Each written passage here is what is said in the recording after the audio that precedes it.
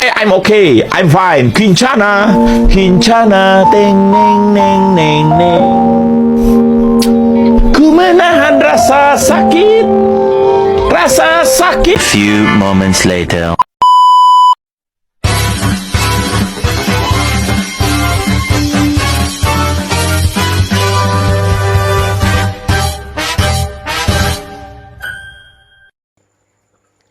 Assalamualaikum warahmatullahi wabarakatuh. Yang terhormat Ibu Wahyu Nurmalasari MPD selaku dosen mata kuliah Konsep Dasar Bahasa Indonesia SD.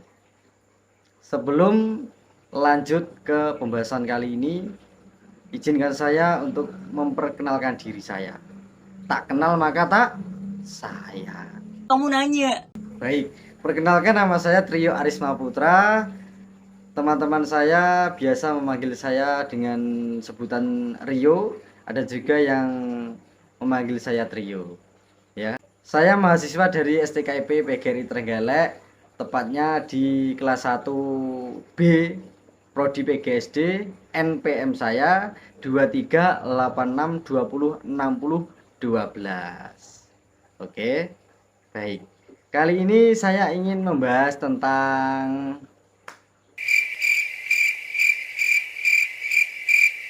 kita akan membahas tentang pendidikan sebagai cahaya kehidupan masa depan.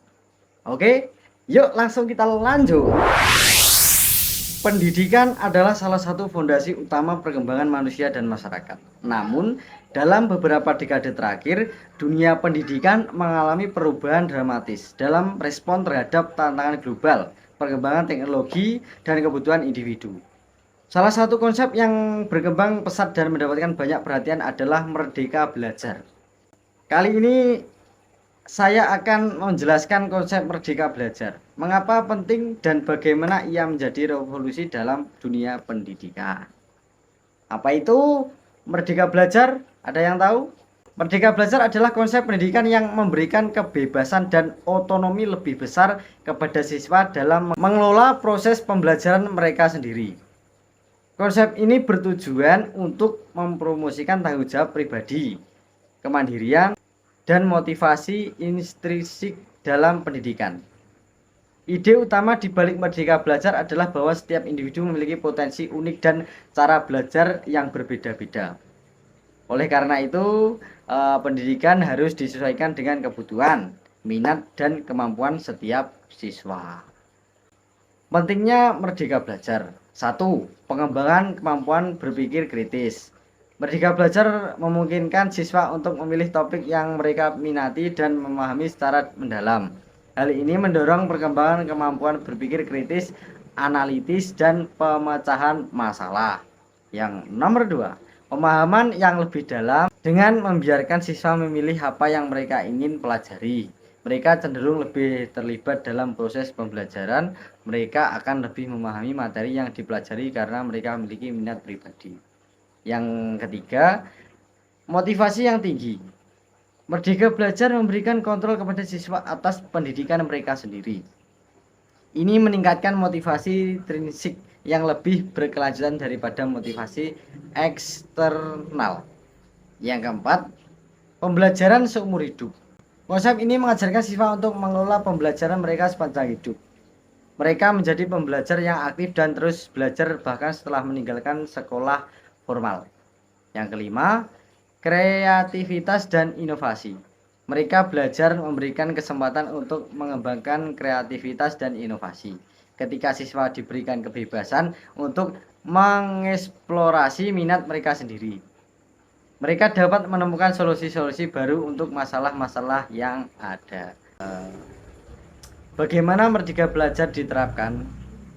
Mungkin ada yang tahu? Kalau belum ada yang tahu, saya jelaskan. Yang ke satu, fleksibilitas kurikulum. Sekolah dapat mengadopsi kurikulum yang lebih fleksibel yang memungkinkan siswa memilih mata pelajaran atau proyek yang mereka minati. Yang kedua, mentorship. Siswa dapat memiliki mentor atau pembimbing yang membantu mereka mengembangkan rencana belajar pribadi dan memberikan dukungan. Yang ketiga, akses ke sumber daya. Dalam era digital, akses ke sumber daya pendidikan online seperti kursus daring dan materi belajar adalah kunci untuk merdeka belajar. Yang keempat, evaluasi yang difokuskan pada kemajuan. Evaluasi tidak hanya harus berfokus pada tes atau nilai, tetapi juga pada kemajuan siswa dalam mencapai tujuan pembelajaran mereka sendiri. Masa depan pendidikan yang lebih baik menuju ke depan. Merdeka belajar adalah evolusi penting dalam pendidikan yang merespon kebutuhan dunia yang berubah dengan cepat. Ini membantu mempersiapkan siswa untuk menghadapi tantangan masa depan dengan kemandirian, kreativitas, dan motivasi intrinsik yang kuat. Sebagai masyarakat yang peduli tentang pendidikan, kita harus mendukung upaya-upaya untuk menerapkan konsep merdeka belajar agar mendapatkan peluang terbaik bagi generasi yang akan datang. Dengan merdeka belajar, kita dapat mencapai masa depan yang lebih cerah dan lebih berdaya saing. Oke? Jadi mungkin itu penjelasan dari saya. Tetap semangat untuk belajar. Ya, Indonesia merdeka. Saya Trio Arisma Putra, bila ada salah kata, saya mohon maaf sebesar-besarnya. Billahi taufik wal hidayah. Wassalamualaikum warahmatullahi wabarakatuh.